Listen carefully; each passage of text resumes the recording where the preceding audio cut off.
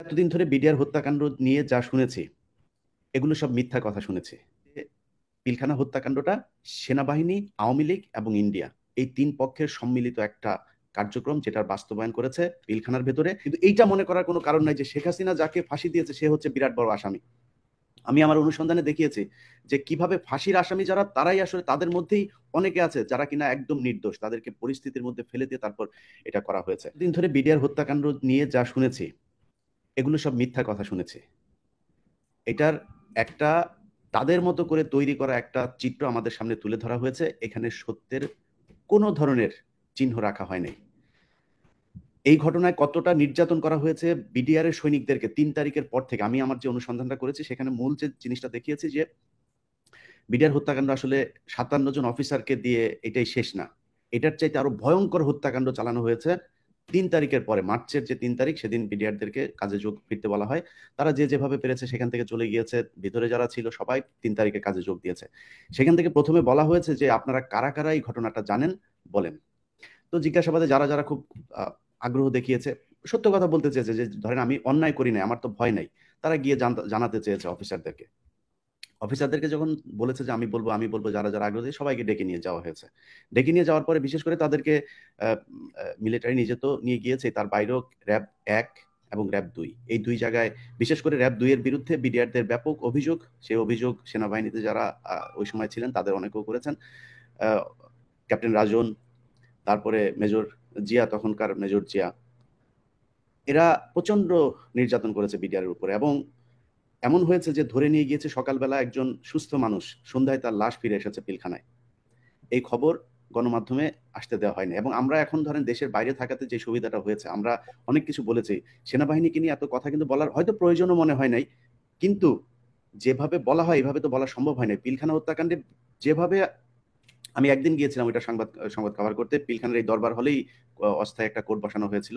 সেখানে একজন lieutenant colonel পদমর্যাদার অফিসার শেষে ব্রিফিং করতেন, যা ব্রিফিং করতেন ওইটাই গণমাধ্যমে প্রচার হতো। এখানে সেনা বিডিআর এর সৈনিক, তাদের আইনজীবী, কারোর কোনো বক্তব্য বলার কোনো সুযোগ ছিল না। এমনকি মনির ভাই আমাদের সাথে আছেন, ওনার কাছে জিজ্ঞেস করবেন যে ওনাকে কি বলা হয়েছে। ওনাকেও ডেকে নিয়ে যাওয়া হয়েছে এবং বলা হয়েছে যে আপনি এই বলেন, এর বাইরে কোনো কথা বলতে পারবেন না। এইটাই হয়েছে বিচার। তো এই যে ৩ তারিখ থেকে জিজ্ঞাসাবাদ করে নিয়ে নিয়ে যাওয়া, হত্যা করা হলো। এবং সেনাবাহিনীর অফিসারদেরকেও কিন্তু একই কাজ করা হয়েছে। সেনাবাহিনীর যে অফিসাররা আপনার এটার ব্যাপারে তদন্ত করতে গিয়ে আপনার মানে সুষ্ঠু তদন্তটা চেয়েছে, যা ঘটেছে আসলে পিলখানা হত্যাকাণ্ডে সেটা বলতে চেয়েছে, সেটা প্রমাণ করতে চেয়েছে, সেটা উদ্ঘাটন করতে চেয়েছে, তাদেরকে ধরে ধরে কাউকে তাপসের উপরে গ্রেনেড হামলা মামলা ফাঁসানো হয়েছে, কাউকে জঙ্গি মামলায় ফাঁসানো হয়েছে, কাউকে বলা হয়েছে যে এরা বিদ্রোহী, এরা কু করতে চেয়েছে, শেখ হাসিনাকে মারতে চেয়েছে, খালেদা জিয়া তারেক রহমানের কাছ থেকে টাকা পয়সা নিয়ে তারপরে সেনাবাহিনীকে ধ্বংস করতে চেয়েছে। আমি যা বলছি সব কিন্তু সেনাবাহিনীর বক্তব্য। আমার এখানে দুজন সেনাবাহিনীর সিনিয়র কর্মকর্তা আছেন। তো এই যে ঘটনাগুলো ঘটানো হয়েছে ৩ তারিখের পর থেকে আমি মনে করি পিলখানা ট্র্যাজেডির শুরু।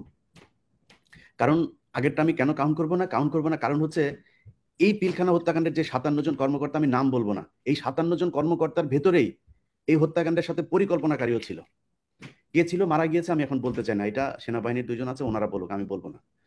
তারাও ছিল। তো আল্লাহ কেন এরকম করেছেন সেটা আল্লাহ জানেন। নিরীহ মানুষ মারা গিয়েছে। এখানে গুলজারের মতো অফিসার ছিল, তারা আমাদের দেশের হার্ট ছিল। এই দেশে এই যে শায়েক আব্দুর রহমান, তারপরে বাংলা ভাইটা, এগুলোকে যারা জঙ্গি নির্মূলে আসলে বিএনপির সময় যারা কাজ করেছিল তাদের মধ্যে একজন তারা। রৌমারী পাদুয়া সীমান্তে যারা কাজ করেছে তারা সবাই ছিল এখানে। এবং আপনি যদি দেখেন এই জায়গায় যেই যেই লোকগুলোকে ফাঁসানো হয়েছে সবার উজ্জ্বল অতীত এই বিডিআরে। একজন ডিএডি আছে যে কিনা ওই বছরেই জানুয়ারি মাসে সে আপনার বিডিআর এর পদক পেয়েছে। তো বিডিআর এর ভেতরেও যারা খুব ভালো মানুষ ছিল, বিডিআর এর যে ইন্টেলিজেন্স ছিল সেখান সিকিউরিটি সেল ইউনিট, সেখান থেকেও অফিসার ইয়েদেরকে আপনার ডিএডি দেরকে নিয়ে আসা হয়েছে, যাক সুবেদারকে নিয়ে আসা হয়েছে। তো এই যে কাজগুলো করা হয়েছে, আমি মনে করি যে পিলখানা হত্যাকাণ্ডটা সেনাবাহিনী, আওয়ামী লীগ এবং ইন্ডিয়া এই তিন পক্ষের সম্মিলিত একটা কার্যক্রম যেটার বাস্তবায়ন করেছে পিলখানার ভেতরে। এইখানে ঘটনার পরিস্থিতির শিকার হয়ে কিছু বিডিআর এর সৈনিক জড়িয়ে গিয়েছিল, যারা ঘটনার আসল যেই কনসিকুয়েন্স সেটা না বুঝে এখানে ঝাঁপ দিয়েছিল। কিছু ছিল ওই দিন তারা জড়িয়েছিল, জোর করে তাদেরকে অস্ত্র হাতে তুলে নেওয়া হয়েছে। কাউকে বলা হয়েছে যে আর্মি আসছে, তাড়াতাড়ি আমাদের সবাইকে মেরে ফেলবে। কাউকে বোঝানো হয়েছে যে এই যে সেনাবাহিনীর এই শেখ হাসিনার কাছে গিয়েছে আমাদের ১৪ সদস্যের দল, তারা আসলেই বিডিআর আলাদা বাহিনী হয়ে যাবে, আমাদের আর কোনো সমস্যা নাই, আমরা সেনাবাহিনী থেকে আলাদা হয়ে যাব। এটা বুঝিয়ে অনেককে উত্তেজিত করা হয়েছে। তো এই কাজগুলো যে করা হয়েছে এটা খুব সুপরিকল্পিতভাবে করা হয়েছে। আমরা বিডিআর এর যারা এটার সাথে জড়িত ছিল সবার বিচার চাই। আমি এই কথাটা হয়তো অনেকের মধ্যে মনে হইতে পারে যে আমরা শুধু সেনাবাহিনীর বিরুদ্ধে বলছি। সেনাবাহিনীর অবশ্যই কেউ জড়িত ছিল। এই সেনাবাহিনীর অফিসাররাই চাকরিচ্যুত হয়েছে। এই যে আমার এখানে যে দুজন আছে তারাও কিন্তু বিডিআর এর ঘটনায় কোনো না কোনোভাবে আপনার ক্ষতিগ্রস্ত হয়েছে। মেজর সুমন আছেন, মেজর সোবায়েল আছেন, মেজর মহসিন আছেন। অনেক অফিসার, ৩ জন অফিসারকে হত্যা করা হয়েছে। সেনাবাহিনীর অফিসারকে একদম পরিকল্পিতভাবে হেলিকপ্টার ক্র্যাশ করে তারপর তাদেরকে মারা হয়েছে। তো এই যে কাজগুলো করা হয়েছে সেনাবাহিনীর সবাইকে আমরা ঢালাওভাবে খারাপ বলবো সেটা বলা কোনোভাবেই সম্ভব না। আমরা সেনাবাহিনী যারা ছিল তাদের বিচার চাই। বিডিআর এর যারা ছিল তাদের বিচার চাই। আমরা সুষ্ঠু একটা তদন্ত চাই, যেই তদন্তটা হাসিনা পরবর্তী সরকারকে করতে হবে। হাসিনার আগে যে বিচার হয়েছে সেই বিচারটা ঠিকমতো হয় নাই। এটাই বিচারের প্রতিটা পরতে আপনার যদি নাকি অনুসন্ধান করা যায় তাহলে খুঁজে পাওয়া যাবে। আমি যে অনুসন্ধানটা করেছি সেটা ইনশাল্লাহ 25 তারিখে রাতে বাংলাদেশের মানুষ দেখবে। দেখার পরে বাংলাদেশের মানুষকে বোঝানোর দরকার নাই যে এই ঘটনাটা আসলে কারা ঘটিয়েছে। আমি মনে করি যে তারপরে একটা ব্যাপক আবেদন উঠবে যে আমরা এই বিচার আবার চাই। পেছনে যে বিচার হয়েছে সেই বিচার আমরা মানি না। আপনারা যদি মনে করেন যে বিডিআররা 16 বছর জেলখানায় ছিল, তারা সুশৃঙ্খল একটা বাহিনীর সদস্য, তারা বের হয়ে তারপরে কোনো বড় ধরনের নাশকতা করতে পারে, আপনারা তাদেরকে আটক করে রাখেন। যাদেরকে মনে হয় যারা নিরাপত্তার জন্য হুমকি মনে হয় তাদেরকে আটক করে রাখেন। কিন্তু এইটা মনে করার কোনো কারণ নাই যে শেখ হাসিনা যাকে ফাঁসি দিয়েছে সে হচ্ছে বিরাট বড় আসামি। আমি আমার অনুসন্ধানে দেখিয়েছি যে কিভাবে ফাঁসির আসামি যারা তারাই আসলে তাদের মধ্যেই অনেকে আছে যারা কিনা একদম নির্দোষ, তাদেরকে পরিস্থিতির মধ্যে ফেলে দিয়ে তারপর এটা করা হয়েছে।